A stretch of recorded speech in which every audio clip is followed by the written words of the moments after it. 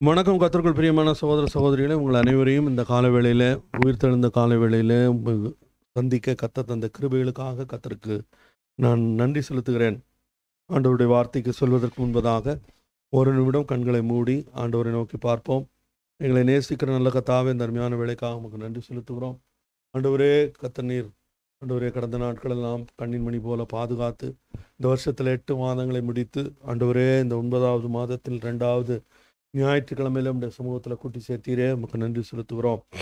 ஆண்டவரே, கர்த்தரங்களோடு கூட இடைபடும். இந்த நாளிலும் கர்த்தரங்களோடு கூட பேசும். ஆண்டவரே, கர்த்தாவே பேசும் அடியேன் கேட்கிறேன் என்று சொல்லி தன்னைத்தானே தாழ்த்தின அந்த குட்டி சாமுவேலை போல ஆண்டவரே எங்களுடைய சமூகத்தில் தாழ்த்தி ஆண்டவரே உம்மை நோக்கி பார்க்கிறோம். கர்த்தரங்களோடு கூட இடைபடும். எல்லா துதிகனமையும் நீர் எடுத்துக்கொள்ளும். இயேசுவின் நாமத்தில் ஜெபங்களும் பிதாவே, ஆமேன். கர்த்தருடைய பரிசுத்த நாமம் மகிமைப்படுவதாக. இயேசு கிறிஸ்துவனுடைய வாழ்க்கையில் நடந்த சம்பவங்களை ஒவ்வொன்றாக நாம் தியானித்து கொண்டிருக்கிறோம். கர்த்தருக்கு ஸ்தோத்திரம். அதில் நாம் இதுவரைக்கும் 51 சம்பவங்கள் நாம் தியானித்திருக்கிறோம். அதில் அடுத்த சில வாரங்கள் நம்ம என்ன செய்ய போகிறோம் அப்படின்னா, போன வாரத்துக்கு முந்தின வாரம் ஆரம்பித்தோம். நீங்கள் உலகத்துக்கு உப்பாக இருக்கிறீர்கள் என்று ஆண்டவர் சொன்ன காரியத்தை நம்ம படித்தோம். அதுக்கப்புறம் நீங்கள் உலகத்துக்கு ஒளியாக இருக்கிறீர்கள் என்பதை குறித்து ஆண்டவர் நம்மோடு கூட இடைப்பட்ட காரியங்களை போன வாரத்தில் தியானித்தோம். இப்பொழுது அதற்கு அடுத்த ஒரு சம்பவம், அடுத்த ஒரு பகுதி, அது வேத பகுதி. அந்த வேத பகுதி அது அந்த சர்மன் ஆன் த மவுண்ட் அப்படின்னு சொல்லக்கூடிய அந்த மலை பிரசங்கத்தின் பகுதிகளில் ஆண்டவர் சொல்லியிருக்கிற காரியங்களை அவர்கள் பிரித்து அதை அப்படி ஒரு சம்பவங்களாக அவர்கள் தொகுத்திருக்கிறார்கள். யாரோ ஒருத்தர் 2 பேர் செஞ்சதில் there is a consensus. இது அவர் இயேசு கிறிஸ்துவனுடைய வாழ்க்கையில் நடந்த சம்பவங்களில் மிக முக்கியமான ஒரு சம்பவம் என்று இந்த பகுதியை குறித்து அவர்கள் அதை கணித்தபடினால் அவங்க அப்படி அதை பிரிச்சிருக்காங்க. அதில் நான் ஏற்கனவே சொன்னது போல் இந்த மத்தேயு 5வது அதிகாரத்தில் இருக்கக்கூடிய அதிலிருந்து ஆரம்பிக்கக்கூடிய 5, 6, 7 3 அதிகாரங்கள் ஆண்டவர் மலை பிரசங்கம் என்று குறிக்கப்பட்டு எழுதப்பட்டிருக்கிறது. அதில் இயேசு கிறிஸ்துவனுடைய மிக நீண்ட பிரசங்கமாகவும் அது காணப்படுகிறது. அந்த பிரசங்கத்தில் இருக்கக்கூடிய பல பகுதிகளை கர்த்தருக்கு சித்தமானால் நாம் தியானிக்க போகிறோம். அதில் இப்போ ஏற்கனவே 2 காரியங்கள் பார்த்தோம். இந்த 2 வாரத்துக்கு முன்பதாக முதலாவது அந்த அந்த மலை பிரசங்கத்தை குறித்த ஒரு பிராட் அவுட்லுக் ஒன்று அதை நம்ம தியானித்தோம். அது 2 வாரத்துக்கு முன்னாடி நடந்தது. அதுக்கப்புறம் உப்பு பற்றி தியானித்தோம். அதுக்கப்புறம் வெளிச்சத்தை பற்றி தியானித்தோம். அடுத்த பகுதியாக இப்பொழுது ஆண்டவருடைய வார்த்தைக்கு நேராக செல்வோம். அது என்ன அப்படின்னா, மத்தேயு 20வது அதிகாரம் 17 ஆரம்பிக்குது. நான் வாசிக்கிறேன், கேளுங்க. நியாயப்பிரமாணத்தை ஆனாலும் தீர்க்க தரிசனங்களை ஆனாலும் அழிக்கிறதற்கு வந்தேன் என்று எண்ணிக்கொள்ளாதேயுங்கள். அழிக்கிறதுக்கு அல்ல, நிறைவேற்றுகிறதற்கே வந்தேன். வானமும் பூமியும் ஒளிந்து போனாலும் நியாயப்பிரமாணத்தில் உள்ள இதெல்லாம் நிறைவேறும் அளவும் அதில் ஒரு சிறு எழுத்தாகிலும் ஒரு எழுத்தின் உறுப்பாகிலும் ஒளிந்து போகாது என்று மெய்யாகவே உங்களுக்கு சொல்லுகிறேன். ஆகையால் இந்த கற்பனைகள் எல்லாவற்றிலும் சிறிதானவற்றையாகிலும் மீறி அவ்விதமாய் மனுஷருக்கு போதிக்கிறவன் பரலோக ராஜ்யத்திலே எல்லாரிலும் சிறியவன் என்று எனப்படுவான். இவைகளை கை கொண்டு போதிக்கிறவனோ பரலோக ராஜ்யத்தில் பெரியவன் எனப்படுவான். அதுக்கப்புறம் 20வது வசனம் பாருங்க. வேத பாரகர் பரிசேயர் என்பவர்களுடைய நீதியிலும் உங்கள் நீதி அதிகமாக இராவிட்டால் பரலோக ராஜ்யத்தில் பிரவேசிக்க மாட்டீர்கள் என்று உங்களுக்கு சொல்லுகிறேன் என்கிறதாக மத்தேயு 5வது அதிகாரம் 17 20வது வசனம். மத்தேயு 5, 17 20. கர்த்தருக்கு ஸ்தோத்திரம். இதில் பாருங்க, ஆண்டவருடைய வார்த்தை இப்படி ஆரம்பிக்கிறது. நியாயப்பிரமாணத்தை ஆகிலும் தீர்க்க தரிசனங்களை ஆனாலும் அழிக்கிறதற்கு வந்தேன் என்று எண்ணிக்கொள்ளாதீர்கள். அழிக்கிறதற்கு அல்ல, நிறைவேற்றுகிறதற்கே வந்தேன். கர்த்தருடைய பரிசுத்த நாமம் மகிமைப்படுவதாக. இயேசு கிறிஸ்து இங்கு இந்த மலை பிரசங்கத்தை இப்போ தான் ஆரம்பிக்கிறார். ஆரம்பித்து இதை அவர் பேச ஆரம்பிக்கிறார். அதில் வந்து முதல்ல நம்ம ஏற்கனவே சொன்னது போல உப்பை குறித்தும் ஒளியை குறித்தும் நாம் தியானித்தோம். இப்போ அடுத்த பகுதியாக அவர் நியாயப்பிரமாணத்திற்கு வருகிறார். இந்த இடத்துல இந்த பகுதியிலிருந்து நாம் தெரிந்து கொள்ள வேண்டிய ஒரு 3 பிரதான விஷயங்கள் இருக்கிறது. அது என்ன அப்படின்னா, ஒன்று, இயேசு கிறிஸ்து இந்த நியாயப்பிரமாணங்களை நிறைவேற்றும்படிக்கு வந்தார். அழிக்க அல்ல, நிறைவேற்றும்படியே வந்தார்.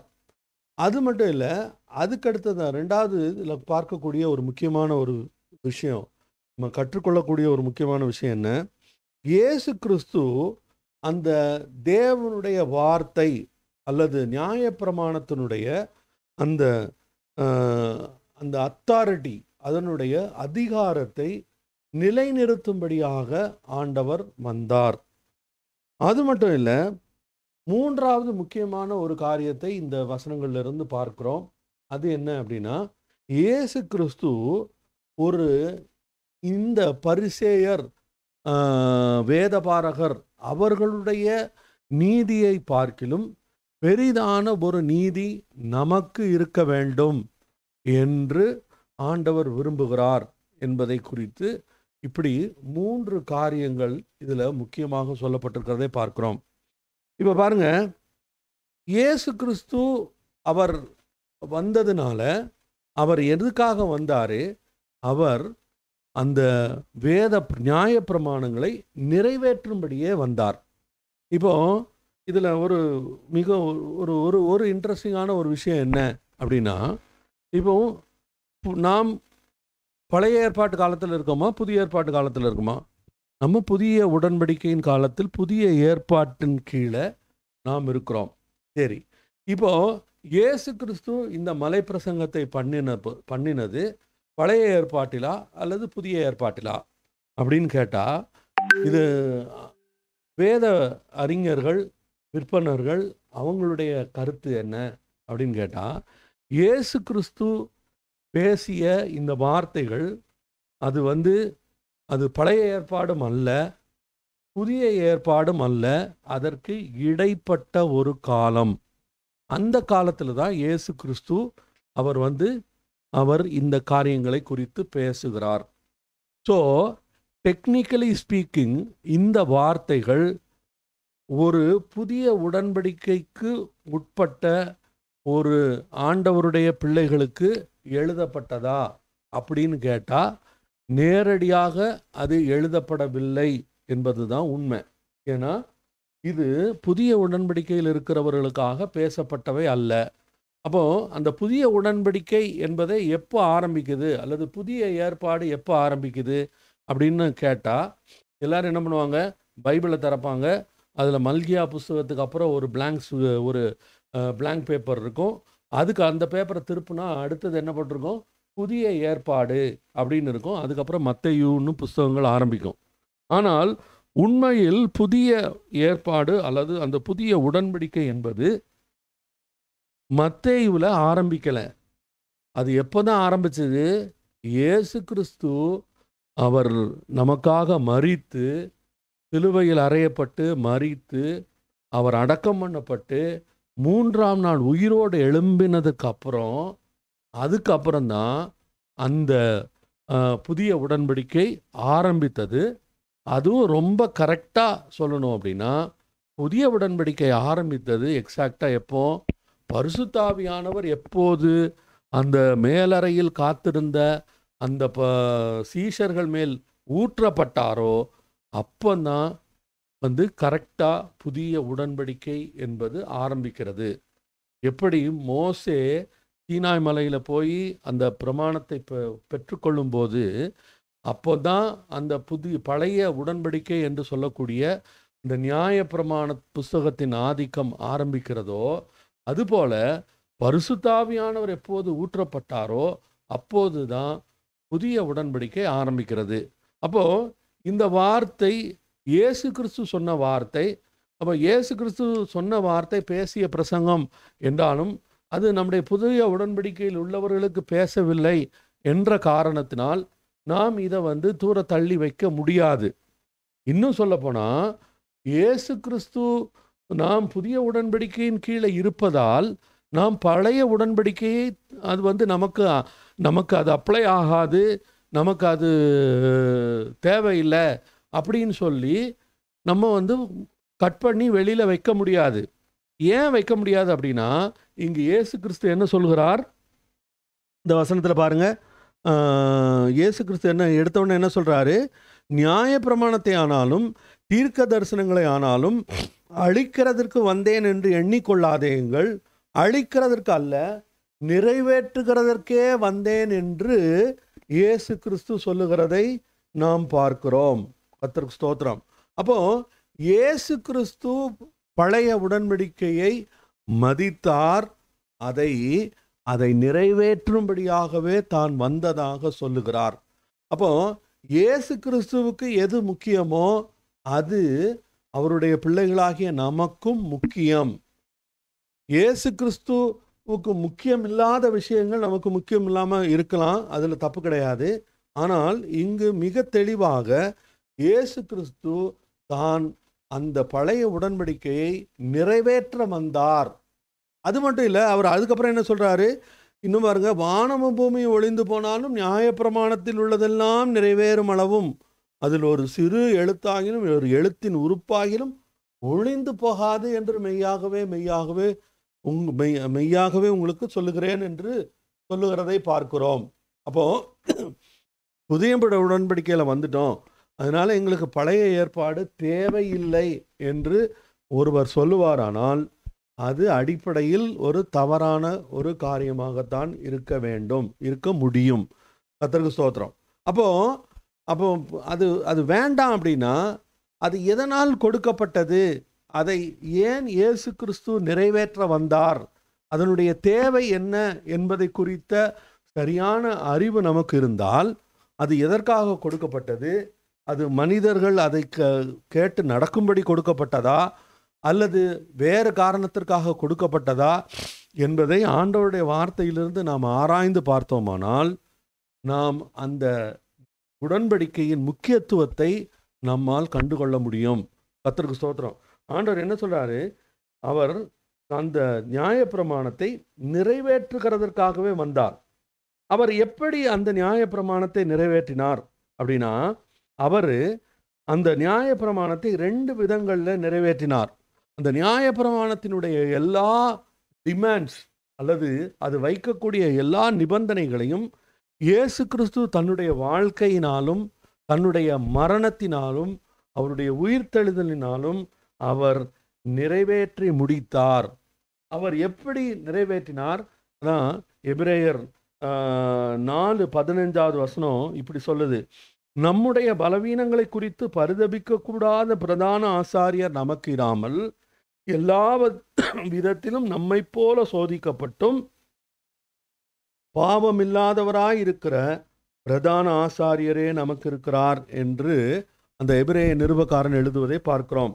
இதுல என்ன இந்த வசனம் என்ன சொல்லுது? எல்லாவற்றிலும் நம்மை போல சோதிக்கப்பட்டு பாவமில்லாதவராய் இருக்கிற பிரதான ஆசாரியர். Jesus Christ had a perfect obedience. இன்னும் சொல்லப்போனா இயேசு கிறிஸ்துவால் மட்டும்தான் பூரணமாக கீழ்ப்படிய முடியும். ஏன் அப்படின்னா, இயேசு கிறிஸ்து பாவம் இல்லாதவராய் அவர் ஜெனிப்பிக்கப்பட்டார். மனுஷன் பிறக்கும்போது தாவீது ராஜா என்ன சொல்றான்? என் தாய் என்னை பாவத்தில் கர்ப்பந்தரித்தாள் என்று சொல்கிறான். நம்ம அந்த ஆதாமுடைய வம்சத்தில் வந்தபடியினால் நாம் ஆதாம் பாவம் செய்தது நிமித்தமாக நாமும் பாவிகளாகவே இந்த உலகத்தில் பிறக்கும் போதே பாவிகளாகத்தான் பிறக்கிறோம். அப்படி ஆனால் இயேசு கிறிஸ்து அப்படி பிறக்கவில்லை. அவர் மனுஷ சித்தத்தினால் பிறக்காமல் பரிசுத்தாவியினால் அவர் உற்பவித்ததினால் அவரால் இந்த நியாயப்பிரமாணத்தை முற்றிலுமாய் அவரால் கீழ்ப்படிய முடிந்தது. பாவம் இல்லாத ஒருவரால் தான் நியாயப்பிரமாணத்துக்கு முழுமையாக கீழ்ப்படிய முடியும். இன்னும் சொல்லப்போனால் இந்த நியாயப்பிரமாணமே அந்த ஜனங்களுக்கு எதற்காக கொடுக்கப்பட்டது? நியாயப்பிரமாணம் கொடுக்கப்பட்டதுக்கான காரணம் என்ன அப்படின்னா, இந்த உன்னால் இந்த நியாயப்பிரமாணத்தை நிறைவேற்ற முடியாது. நீ என்ன செய்யணும்? என்னிடத்தில் விசுவாசத்தோடு வந்து நான் உனக்காக செய்திருக்கிறவைகளை விசுவாசத்தோடு நீ ஆண்டவரிடத்தில் வந்து அதை பெற்றுக்கொள்ள வேண்டும் என்ற காரணத்திற்காகத்தான் நியாயப்பிரமாணம் கொடுக்கப்பட்டதே ஒழிய எந்த மனுஷனும் நிறைவேற்றும்படியாக நியாயப்பிரமாணம் கொடுக்கவே இல்லை. ஆனால் இதை மனிதர்கள் என்ன செய்தார்கள்? இந்த நியாயப்பிரமாணம் வந்தவுடனே அது என்ன 10 கற்பனை தானே, அதுக்கு மேலேயே இருந்தால் கூட நாங்கள் கீழ்ப்படிவோம், நாங்கள் அதை நிறைவேற்றுவோம் அப்படின்னு சொல்லி என்ன செய்தார்கள்? அந்த நியாயப்பிரமாணத்தை நிறைவேற்ற முடியாமல் அவர்கள் என்ன பண்ணுவாங்க? எல்லாருமே தோத்து தான் போவாங்க. நியாயப்பிரமாணத்தை ஒருவராலும் இருக்கிற பிரகாரமாக நிறைவேற்றவே முடியாது. அப்போ நியாயப்பிரமாணத்தை நிறைவேற்ற முடியாத ஒரு மனிதன் ஆண்டவருடைய சமூகத்தில் நீதிமானாகவும் நிற்கவும் முடியாது. ஏனென்றால் அவன் அவனுக்கு கொடுக்கப்பட்ட அந்த சட்டத்திட்டங்களின்படி அவன் பாவம் உள்ளவனாகத்தான் இருக்க முடியும். பாவம் உள்ளவனாக இருக்கிறவன் ஆண்டவருடைய சமூகத்திற்கே வர முடியாது. அதுக்கு என்ன செய்யணும்? அவன் பலியை எடுத்து கொண்டு வர வேண்டும். அந்த பலியும் என்னவாகும்? 1 வருஷம்தான் அந்த பலியுடைய வேலிடிட்டி. அவன் செய்த தவறுக்கு அவன் பிராயச்சித்தம் செய்ய வேண்டுமானால் அவன் ஒரு மிருகத்தை ஆகிலும் ஒரு ஆட்டை ஆகிலும் இல்லைன்னா ஒரு ஜோடி புறாவாவது ஏதாவது ஒரு விதத்தில் அவன் குற்ற நிவாரண பலி, பாவ நிவாரண பலி அப்படின்னு சொல்லி அவன் ஆண்டவருடைய சமூகத்தில் பாவத்திற்கு மன்னிப்பை பெற்றுக்கொண்டாலும் அந்த மன்னிப்பு எவ்வளோ நாளைக்கு தான் valid? It is only valid for 1 year. அப்போது அதனால தான் தாவீது என்ன எழுதுறான்? தாவீது அந்த வசனம் 32வது சங்கீதமா, இந்த சங்கீதத்தில் என்ன எழுதுறான்? எவனுடைய பாவங்கள் மூடப்பட்டதோ அவன் பாக்கியவான், எவனுடைய பாவத்தை, அது எந்த வசனம்? சங்கீதம்.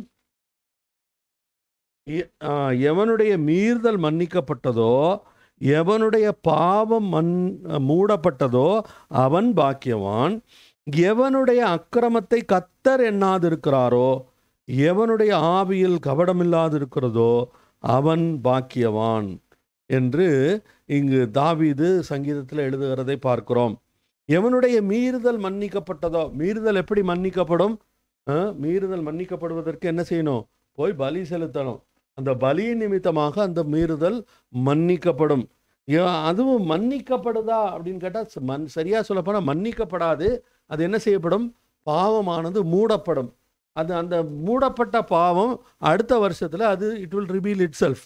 அதனால தான் அவன் என்ன செய்கிறான்? தாவீது எழுதும்போது எவனுடைய அக்கிரமத்தை கர்த்தர் எண்ணாதிருக்கிறாரோ என்று எழுதுகிறதை பார்க்கிறோம். தாவீது ஒரு தீர்க்கதரிசியாக அவன் சொன்ன வார்த்தை, அந்த வார்த்தை என்னது? அது ஒரு தீர்க்க தரிசன வார்த்தையாக காணப்படுகிறது. எப்படி ஒருவனுடைய அக்கிரமத்தை கர்த்தர் எண்ணாதிருக்கிறார் என்றால் அது எப்படி நடக்கும்? ஆண்டவருடைய சமூகத்தில் அழுது மன்னிப்பு கேட்டு அப்படிதானே பாவம் மன்னிக்கப்பட முடியும், அப்படிதானே நம்ம ஆண்டவரோட ரெக்கன்சைல் ஆக முடியும் அப்படின்னு சொன்னாலும் அது என்ன? ஆனால் ஆண்டவருடைய வார்த்தை என்ன சொல்லுது? எவனுடைய அக்கிரமத்தை கர்த்தர் எண்ணாதிருக்கிறாரோ. அப்போ எண்ணாது இருக்கக்கூடிய இடம் யாருக்கு தான் அது கிடைக்கும்? அது ஒரு நீதிமானுக்கு தான் அது சாத்தியப்படும். அந்த நீதி அவனுக்கு எப்படி கிடைக்கும்? அவன் இயேசு கிறிஸ்துவை தன்னுடைய சொந்த இரட்சகராக ஏற்றுக்கொண்டு அவருடைய பிள்ளையாகும்போது ஆண்டவர் என்ன பண்ணுறாரு? அவனுடைய அக்கிரமத்தை கர்த்தர் எண்ணாதிருக்கிறார். He doesn't count. அப்படின்னா இட் டசன்ட் கவுண்ட் அப்படின்னா இது இது இது it can open a can of worms. சரியா? இது நிறைய கேள்விகளை உண்டாக்கக்கூட முடியும். என்னது அப்படின்னா, ஆண்டவர் எண்ணாது இருக்கிறார்னா உடனே என்ன சொல்லுவாங்க? அப்போ என்ன வேணாலும் பண்ணலாமா? என்னையை பொறுத்த வரைக்கும் ஒரு காரியம் சொன்ன உடனே என்ன வேணாலும் பண்ணலாமா அப்படின்னு ஒருத்தங்க கேட்டாங்கன்னா, எனக்கு ஐ மே பி ராங், நான் தவறாக கூட இருக்கலாம், எனக்கு அவருடைய ரட்சிப்பையே நான் சந்தேகப்பட வேண்டியதாக இருக்கிறது. எதை வேண்டுமானாலும் செய்ய முடியாது, எதை வேண்டுமானாலும் செய்யக்கூடாது என்கிறது இன்னொரு பக்கம். எது வேண்டுமானாலும் செய்ய முடியாது. அந்த முடியாது அப்படிங்கிறதுக்கு காரணம் என்ன? ஏனென்றால் நாம் அவருடைய வித்தினால் ஜெனிப்பிக்கப்பட்டிருக்கிறோம். நாம் யாருடைய வித்தினால் ஜெனிப்பிக்கப்பட்டிருக்கிறோம்? தேவனுடைய வித்தினால் ஜெனிப்பிக்கப்பட்டிருக்கிறோம். தேவனுடைய வித்தினால் ஜெனிப்பிக்கப்பட்டவர்கள், தேவனால் பிறந்தவன் எவனும், ஆண்டவருடைய வார்த்தை என்ன சொல்லுது? தேவனால் பிறந்தவன் எவனும் பாவம் செய்யான். தேவனால் பிறந்தவன் எவனும் பாவம் செய்யான் எழுதின யோவான் தான் அதே புத்தகத்தில் இன்னொரு இடத்துல என்ன எழுதியிருக்கிறாரு? நம்மில் பாவம் இல்லை என்போமானால் நம்மை நாமே வஞ்சிக்கிறவர்களாயிருப்போம்.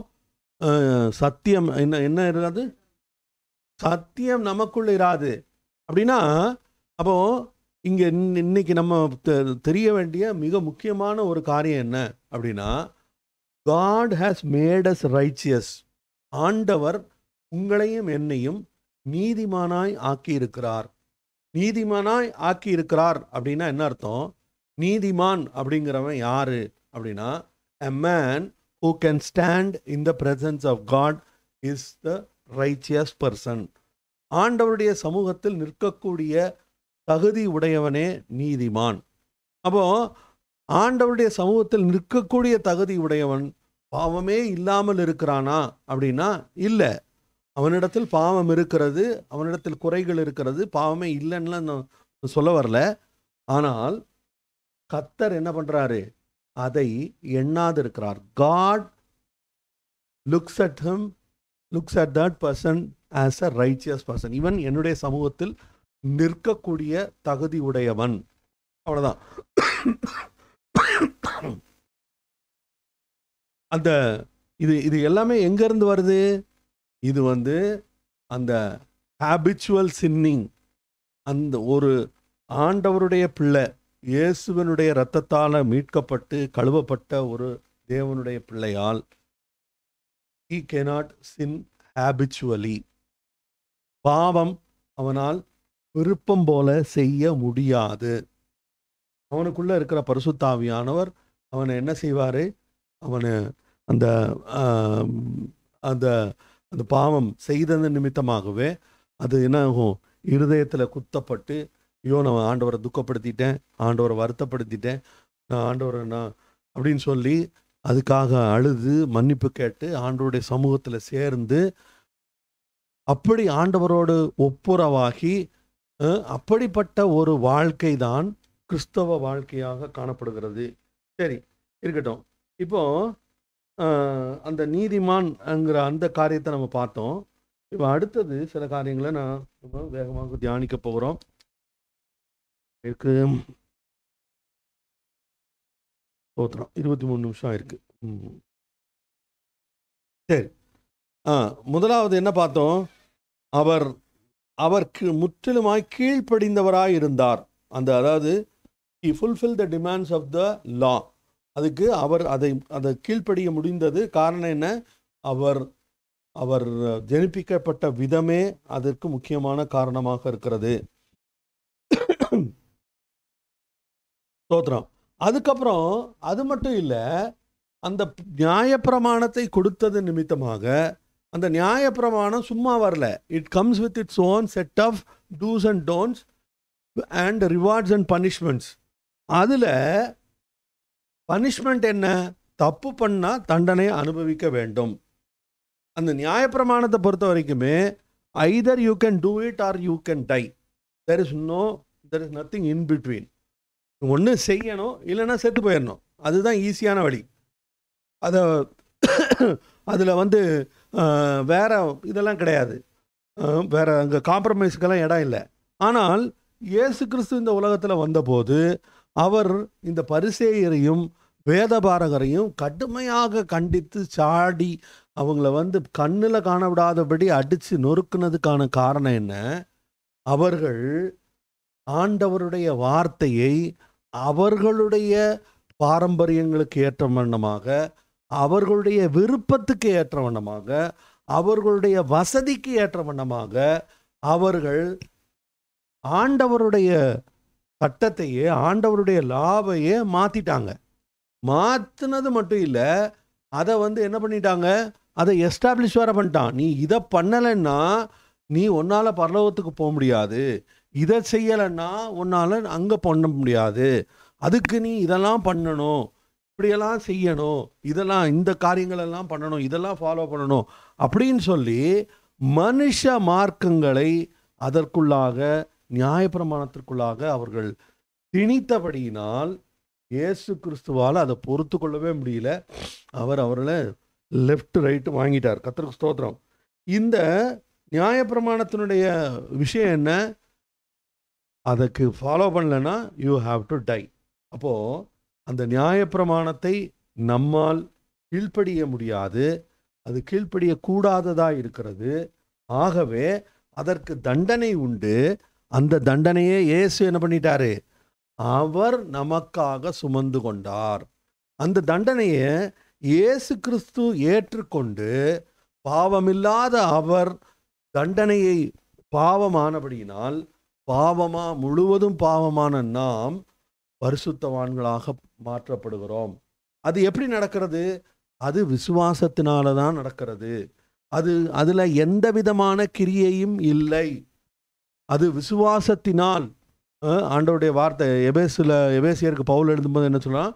இது விசுவாசத்தினாலே கிருபையை கொண்டு நீங்கள் விசுவாசத்தினாலே கிருபையை கொண்டு ரட்சிக்கப்பட்டீர்கள், இது உங்களால் உண்டானதல்ல, இது தேவனுடைய ஈவு அப்படின்னு எழுதுறான்.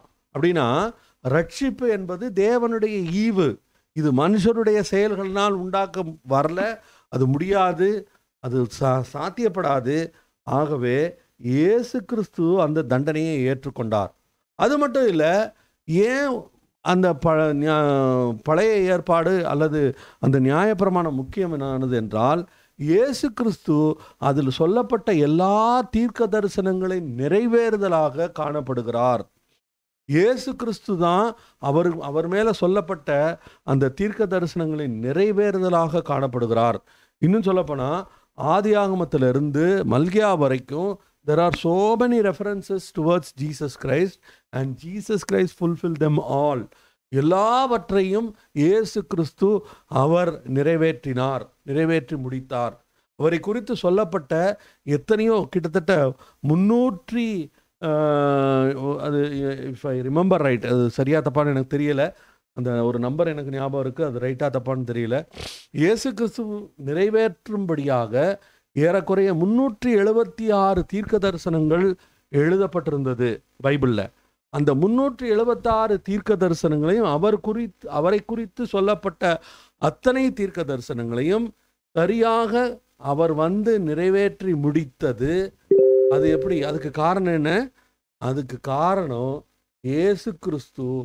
அது அந்த பழைய ஏற்பாடு என்பது இயேசு கிறிஸ்துவை பற்றிய தீர்க்க தரிசனங்களின் நிறைவேறுதலாக இருக்கிறபடியால் நாம் என்ன செய்ய முடியாது?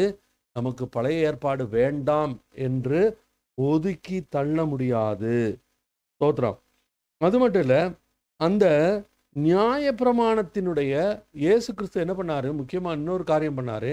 இயேசு கிறிஸ்து அந்த நியாயப்பிரமாணத்தினுடைய உண்மையான அர்த்தத்தை அவர் வெளிப்படுத்தினார். எப்படி அவர் வெளிப்படுத்தினார்? பார்த்தீங்கன்னா பழைய ஏற்பாட்டில் எத்தனையோ தீர்க்கதரிசிகள் இருந்தார்கள். அவங்கெல்லாம் என்ன சொல்லுவாங்க? அவங்க ஒரு தீர்க்க தரிசனம் சொல்கிறாங்கன்னா எப்படி சொல்லுவாங்க? thus saith the Lord, கர்த்தர் உரைக்கிறதாவது அப்படின்னு சொல்லுவாங்க. அதே இது புதிய ஏற்பாட்டில் அப்போஸ்தலர்கள் பிரசங்கம் பண்ணும்போது எப்படி சொன்னாங்க? என்று எழுதியிருக்கிறதே, இட் இஸ் ரிட்டன். பழைய ஏற்பாட்டில் இருக்கக்கூடிய தீர்க்கதரிசிகள் thus saith the Lordன்னு சொன்னால், புதிய ஏற்பாட்டினுடைய அப்போஸ்தலர்கள் இயேசு கிறிஸ்துவனுடைய சீஷர்கள் என்ன சொல்லுவாங்க? அவர் இட் இஸ் ரிட்டன் அப்படின்னு சொல்லுவாங்க. ஆனால் இயேசு கிறிஸ்து மட்டும்தான் என்ன சொன்னார்? நான் உங்களுக்கு சொல்லுகிறேன். இப்போ இதுக்கு அடுத்தாப்புல இந்த பகுதிக்கு அடுத்தது பல பகுதிகள் இருக்கிறது. அதில் ஒவ்வொரு காரியத்திலையும் பார்த்தா இயேசு கிறிஸ்து என்ன சொல்கிறாரு? பூர்வத்தாருக்கு இப்படி உரைக்கப்பட்டது, ஆனால் நான் உங்களுக்கு சொல்லுகிறேன். பூர்வத்தாருக்கு உரைக்கப்பட்டது, நான் உங்களுக்கு சொல்லுகிறேன். அப்படின்னா அதை சொல்லக்கூடிய நியாயப்பிரமாணத்துக்கு சரியான அர்த்தத்தை சொல்லக்கூடிய ஒரே நபராக இயேசு கிறிஸ்து மட்டுமே காணப்பட்டார்.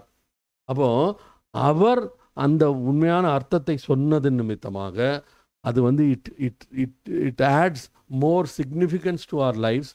So we need the old testament. அது வந்து பழைய ஏற்பாடு, அது பழைய உடன்படிக்கை, அது எங்களை சார்ந்ததல்ல என்று நம்மால் அதை புறந்தள்ளி விட முடியாது. நாம் புறந்தள்ளக்கூடாது. காரணம் என்ன? ஆண்டவருடைய வார்த்தை மொத்தம் பழைய ஏற்பாடும் புதிய ஏற்பாடுமா சேர்ந்து மொத்தம் எத்தனை அதிகாரம் இருக்குது தெரியுமா? 1189 அதிகாரம் இருக்குது. இந்த 1189 அதிகாரத்தில் வெறும் 260 அதிகாரங்கள் மட்டுமே புதிய ஏற்பாட்டில் இருக்கிறது. மிச்சமெல்லாம் எங்கே தான் இருக்குது? மிச்சம் 800 சில்வானம் அதிகாரங்கள் பழைய ஏற்பாட்டில் இருக்கிறது. So it occupies a very big space in the Bible and there is a meaning towards that. அதுக்கு ஒரு அர்த்தம் இருக்கிறது. இந்த அர்த்தத்தை தான் நாம் இப்போது தியானித்து கொண்டிருக்கிறோம். கர்த்தருக்கு ஸ்தோத்திரம். அது மட்டும் இல்லை, ஆண்டவர் வந்து அந்த ஆண்டவருடைய வார்த்தை அந்த அந்த வசனம் என்ன சொல்லுது பாருங்க. ஒரு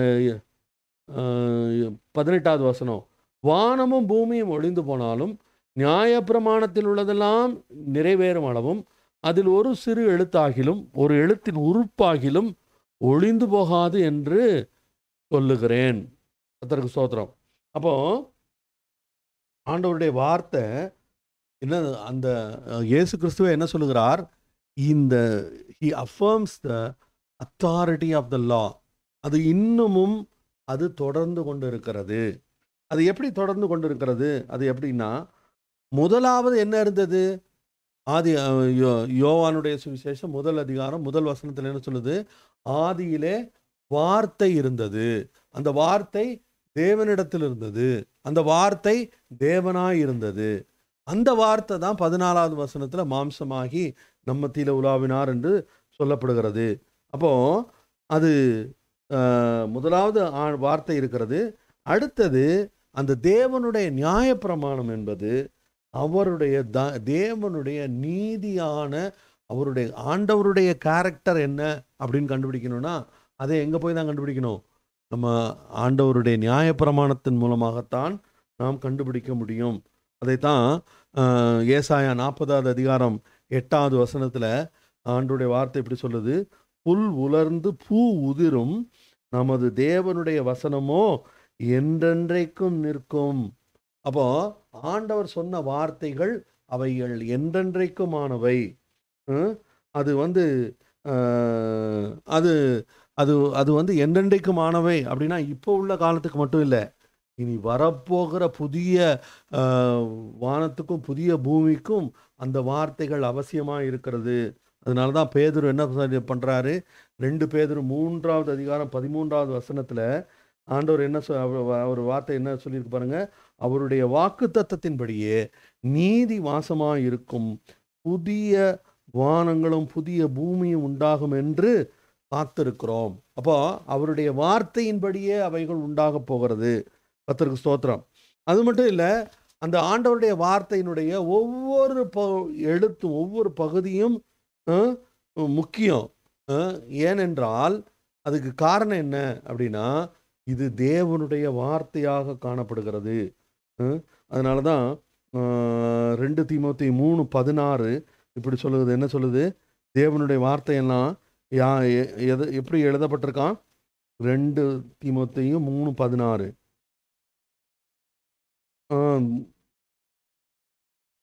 வேத வாக்கியங்கள் எல்லாம் தேவ ஆவியினால் அருளப்பட்டிருக்கிறது. எதுக்காக? யார் கொடுத்துருக்கா? தேவ ஆவியினால் கொடுக்கப்பட்டிருக்கிறது.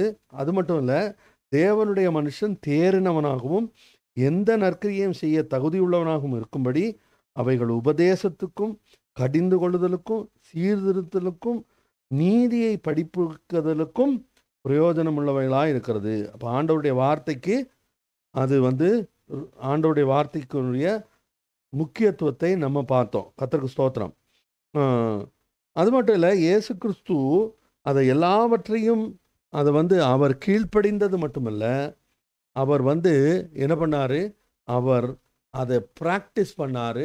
அதை ப்ராக்டிஸ் பண்ணது தான் அவர் டீச் பண்ணார். கர்த்தருக்கு ஸ்தோத்திரம். இப்போ இது இந்த இடத்துக்கு வரும்போது இப்போ நம்ம அதுக்கு அடுத்த வசனத்தை தியானிக்கணும். அது என்னது? ஆகையால் இந்த கற்பனைகள் எல்லாவற்றிலும் சிறிதானவென்றாகிலும் மீறி அவ்விதமாய் மனுஷருக்கு போதிக்கிறவன் பரலோக ராஜ்யத்தில் எல்லாரிலும் சிறியவன் என்று எண்ணப்படுவான். இவைகளை கை கொண்டு போதிக்கிறவனோ பரலோக ராஜ்யத்தில் பெரியவன் என்று எண்ணப்படுவான்.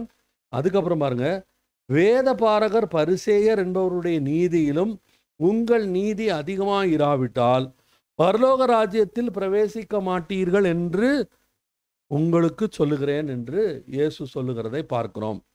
பரலோக ராஜ்யத்துக்குள் பிரவேசிப்பதற்கு நம்ம என்ன செய்யணும்? ஆண்டவருடைய வார்த்தைக்கு கீழ்ப்படிந்து அதற்கு நாம் செவி கொடுத்து அதை நம்முடைய வாழ்க்கையில் பயிற்சிக்கும் போது மட்டும்தான் என்ன என்ன ஆண்டவர் என்ன சொல்கிறாரு? நம்ம பரலோக ராஜ்யத்தில் அது மட்டும் இல்லை, வேதபாரகர் பரிசேயர் என்பவருடைய நீதியிலும் உங்களுடைய நீதி அதிகமாக இராவிட்டால். இதை நான் ஏற்கனவே நம்ம வேற ஒரு பிரசங்கத்தில் நான் இந்த வசனத்தை சின்ன ஒரு பகுதியை நான் ஹேண்டில் பண்ணேன். அதாவது வேதபாரகருடைய பரிசேயருடைய நீதியை காட்டிலும் உங்களுடைய நீதி அதிகமாக இராவிட்டால் அப்படின்னு சொல்லி ஆண்டவருடைய வார்த்தை சொல்லப்பட்டிருக்கு. இதிலிருந்தே நமக்கு தெளிவாக என்ன தெரியுது? இது this is not return for us. இது யாருக்காக எழுதப்பட்டது? அன்றைக்கு இயேசு கிறிஸ்துவை கவனித்து கொண்டிருக்கிறவர்களுக்காக சொல்லப்பட்ட வார்த்தை. அதனால நீங்களும் நானும் போய் நான் தேவ நீதியை நிறைவேற்ற போகிறேன் அப்படின்னு சொல்லி முயற்சிக்க வேண்டாம். ஏனென்றால் நம்மால் அது முடியாதுங்கிறது தெரிந்து அவர் ஏற்கனவே நமக்காக அவர் காயப்பட்டு அவர் என்ன பண்ணார்? அவர் நமக்காக தண்டனைகளை சுமந்து அவர் நிறைவேற்ற முடியாததினால் நமக்காக அவர் நிறைவேற்றி நம்மை அந்த இடத்துல நீதிமான் என்கிற இடத்துல நம்மை கொண்டு போய் வைத்து விட்டார். நாம் நீதிமான்கள் மட்டுமல்ல, நாம் பரிசுத்தவான்களாகவும் இருக்கிறோம். அது இனிமேதான் பரிசுத்தமாகணும்னு இல்லை, ஆண்டவருடைய வார்த்தை சொல்லுது. நான் நினைக்கிறேன் எபிரேயர் 3:10 நினைக்கிறேன். எபிரேயர் 3:10 நாம் பரிசுத்தமாக்கப்பட்டோம் அப்படிங்கிற வார்த்தையே இருக்கு. எபிரேயர் 3:10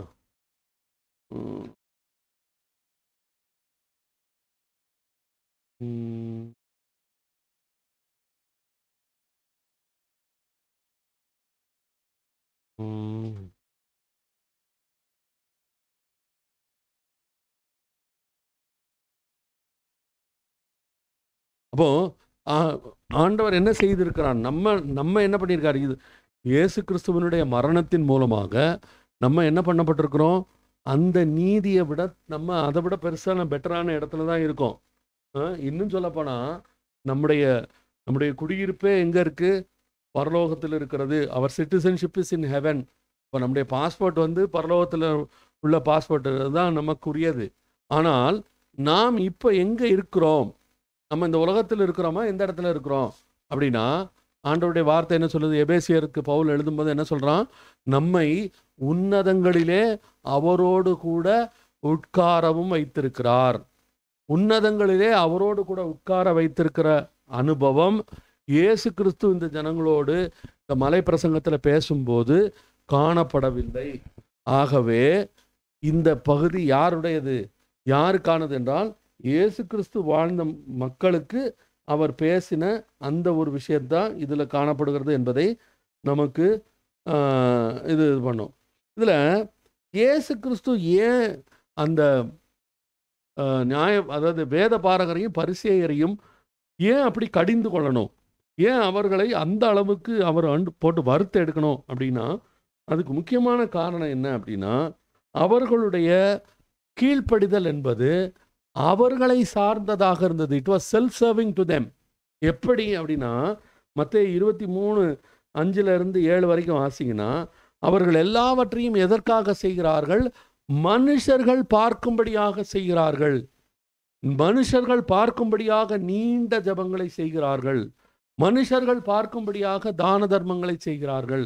மனுஷர்கள் பார்க்கும்படியாக அவர்கள் நியாயப்பிரமாணத்தை நிறைவேற்றுவதை நான் என்ன சொல்கிறேன்?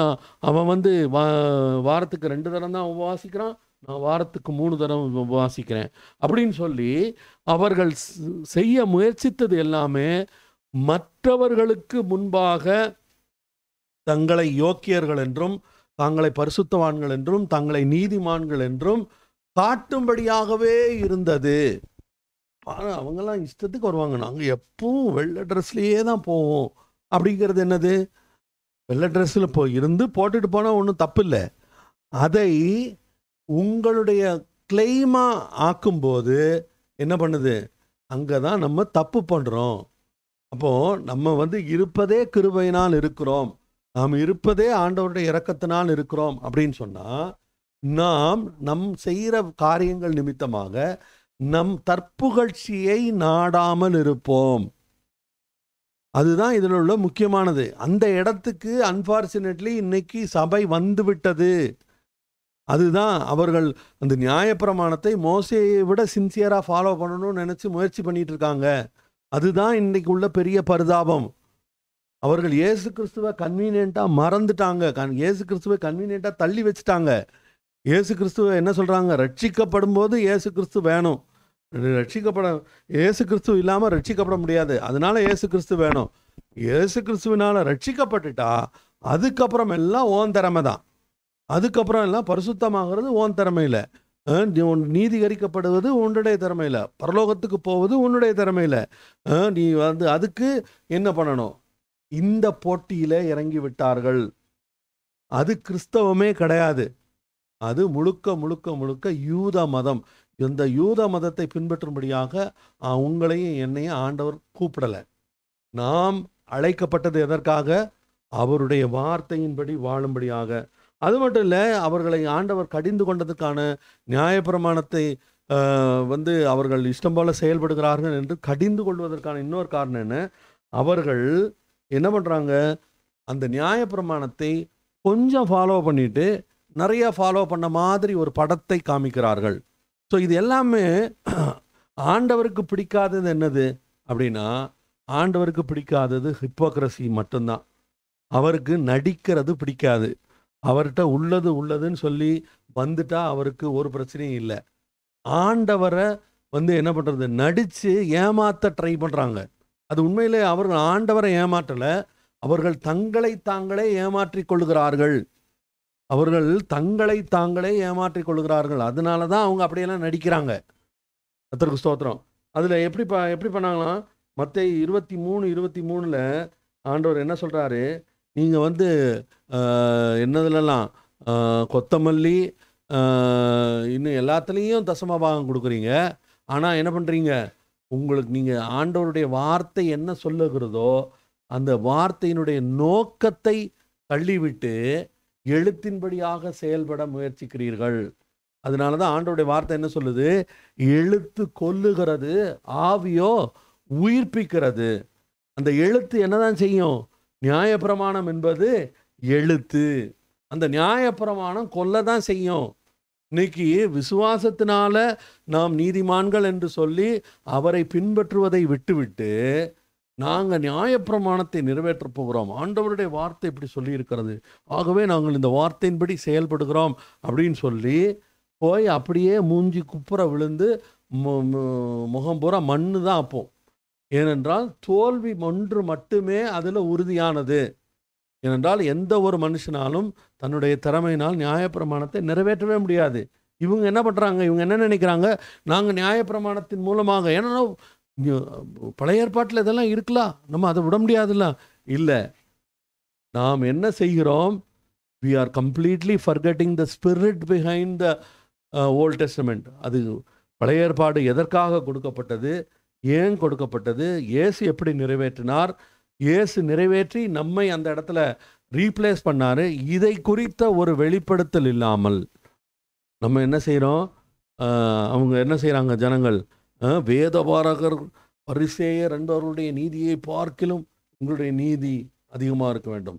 அவர்கள் 2 தடம் அவன் வந்து பிறன அந்த ஒரு வேதபாரகன் வந்து இப்படி ஜெபம் பண்ணான்ல ஆண்டவர் சமூகத்தில், ஆண்டவரே இந்த ஆயக்காரனை போல நான் இல்லாததுக்காக உமக்கு நன்றி செலுத்துகிறேன், நான் வாரத்தில் 2 தரம் உபவாசிக்கிறேன், நான் எல்லாவற்றிலும் தசமபாகம் கொடுக்கிறேன் அப்படின்னு சொன்னோடனே அந்த வசனத்தை எடுத்து வச்சுக்கிட்டு நாங்கள் அவனே வேதபாரகனே 2 தடவை உபவாசம் இருக்கிறான்னா, நாங்கள் வந்து 3 தடவையாவது ஒரு வாரத்துக்கு உபவாசம் இருக்கணும், அதனால் நாங்கள் ஞாயிற்றுக்கிழமை காலையில் சாப்பிட மாட்டோம், சனிக்கிழமை ராத்திரி சாப்பிட மாட்டோம், புதன்கிழமை காலையில் சாப்பிட மாட்டோம்னு சொல்லி, இது எந்த நியாயப்பிரமாணத்தை இவர்கள் நிறைவேற்ற முயற்சிக்கிறார்கள். நியாயப்பிரமாணத்தை நிறைவேற்ற முயற்சித்தா ஒன்று செய்து மற்றது செய்யாமல் விட்டால் எல்லாத்துலேயும் ஃபெயிலு. நியாயப்பிரமாணத்தில் 90% கிடையாது, 99% கிடையாது. 99% நானும் ஃபெயில் தான். 100% மட்டுமே பாஸ். அப்படி பாஸ் பண்ணது இயேசு கிறிஸ்து தவிர வேறு யாருமே கிடையாது. அப்போது why are you setting yourself up for failure? அதுதான் நம்ம இன்னைக்கு நம்ம தியானிக்க வேண்டிய காரியமாக இருக்கிறது. கர்த்தருக்கு ஸ்தோத்திரம். இதில் அப்போது இந்த நியாயப்பிரமாணத்தை இப்போ நம்ம ஒரு விஷயத்தை தெளிவாக புரிஞ்சுக்கிட்டோம். என்ன புரிஞ்சுக்கிட்டோம்? நியாயப்பிரமாணத்தை நம்மால் நிறைவேற்ற முடியாது. நியாயப்பிரமாணம் நம்மால் நிறைவேற்றும்படி நாம் நிறைவேற்றும்படி கொடுக்கப்பட்டதும் அல்ல. நியாயப்பிரமாணத்தை நிறைவேற்றுவதற்கு இயேசுவினால் மட்டுமே முடியும். அதையும் இயேசு கிறிஸ்து வந்து நிறைவேற்றி முடித்து விட்டார். அப்படியானால் இந்த நியாயப்பிரமாணம் எப்படி இதனால் உண்டாகிற நீதி நம்முடையதாக எப்படி மாறுகிறது அப்படின்னா, எடுங்க பிலிப்பியர் 3வது அதிகாரம் 9வது வசனம். பிலிப்பியர் 3வது அதிகாரம் 9வது வசனம் என்ன சொல்லுது பாருங்க. நான் கிறிஸ்துவை ஆதாயப்படுத்திக் கொள்ளும்படிக்கும் நியாயப்பிரமாணத்தினால் வருகிற சுயநீதியை உடையவனாயிராமல் கிறிஸ்துவை பற்றும் விசுவாசத்தினால் வருகிறதும் விசுவாசம் மூலமாய் தேவனால் உண்டாயிருக்கிறதுமான நீதியை உடையவனாயிருந்து கிறிஸ்துவுக்குள் இருக்கிறவன் என்று காணப்படும்படிக்கும். அப்போ இயேசு கிறிஸ்துவனால உண்டாகிற நீதியை மட்டுமே விசுவாசிப்பதனால் மட்டுமே நாம் இந்த மாதிரி நீதிமானாக முடியுமே தவிர, நாம் நீதியை நிறைவேற்ற முயற்சித்து நாம் நீதிமானாக முடியாது. அந்த முயற்சித்து அந்த இடத்த தூக்கி தூர வச்சுட்டு, ஆண்டவரே நான் விசுவாசத்தினால் நீர் எனக்காக செய்து முடித்தவற்றை நான் நம்பி ஏற்றுக்கொள்கிறேன். நான் நம்பி ஏற்றுக்கொண்டதுனால எனக்கு இந்த பழைய ஏற்பாடு வேண்டாம், பழைய ஏற்பாட்டு பிரமாணங்கள் வேண்டான்னு சொல்லலை. அதை எல்லாவற்றையும் நான் எப்படி பார்க்கிறேன்? I only look at the spirit behind the word. அல்லது அந்த நியாயப்பிரமாணத்தினுடைய கொடுக்கப்பட்டதனுடைய அதுக்கு பின்னாடி இருக்கிற அந்த இன்டென்ஷனை தான் நான் பார்க்குறேனே ஒழிய அந்த எழுத்தை நான் பார்ப்பதில்லை. அதுக்காக நான் அதை ரிஜெக்ட் பண்ணலை. அதை நான் மதிக்கிறேன், அதை வாசிக்கிறேன், அதை தியானிக்கிறேன். ஆனால் அதுவாக மாறும்படி நான் முயற்சிப்பதில்லை. ஏனென்றால் என்னால் முடியாது என்பது அது முடியாது என்பதனால தான் இயேசு கிறிஸ்து வர வேண்டியதாகவே இருந்தது, மரிக்க வேண்டியதாக இருந்தது, 3வது நாள் உயிரோடு எழும்ப வேண்டியதாக இருந்தது. அப்படி ஒரு மனிதனால் நியாயப்பிரமாணத்தை நிறைவேற்ற முடியும் என்றால் இயேசு கிறிஸ்து வந்திருக்க வேண்டிய அவசியமே இல்லை. ஒரு மனிதனால் நிறைவேற்ற முடியுமானால் மற்றவர்களாலும் நிறைவேற்ற முடியும். அந்த அவர் பேர் என்ன, ராஜர் பேனிஸ்டர் தானே, அந்த 3 minute மைல் அல்ல 4 minute மைல், அதை அவர் பேர் என்ன, ராஜர் பேனிஸ்டர் அப்படின்னு ஒருத்தர் முதல் முறையாக 1 மைலை 4 நிமிஷத்தில் ஓடி கடந்தார். அது வரைக்கும் யாருமே 4 நிமிஷத்தில் ஓடி கடக்கலை. ஆனால் ஒரு மனிதரால் அது முடிந்தது என்று கேள்விப்பட்ட போது ஏகப்பட்ட பேர் அதுக்கப்புறம் இப்போல்லாம் அந்த 4 minute மைலுங்கிறது ஒரு விஷயமே இல்லைன்னு ஆகிப்போச்சு. காரணம் என்ன? thousands of people have done it.